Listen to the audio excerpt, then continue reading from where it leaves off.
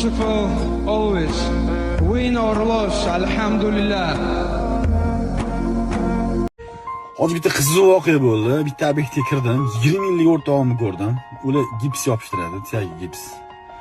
Endi oyoq shunaqa varikoz bo'lib ketdi. Endi ular faqat tikka turib ishlagan uchun nagruskada ishlagan, oyoq bo'rtib ketgan varikoz. Ko'ribchi qo'rqib ketdim, borman uni ko'rib.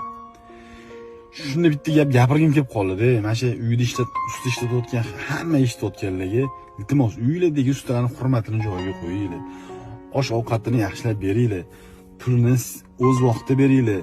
Uni ishida ayb qidirib, uni pulini kam berib yoki skidga so'rab, ularni qiynamanglar. Sababki ular sizlarning uylarda o'zini sog'lig'i 0.01% bo'lsa ham sog'lig'ini tashib ketadi. Chunki ular biz ishlatayotgan narsalar hammasi zararli ximikat narsalar. Like, kraska pushti quritish ehtimoli katta bo'lgan narsa. Soch to'kadi, oshqozon funksiyasini buzadi. Allergiyani qo'zg'atadi changlar. Hamma smes suxoy spagulyovkalar даже qorganingizda changigani o'zi zarar.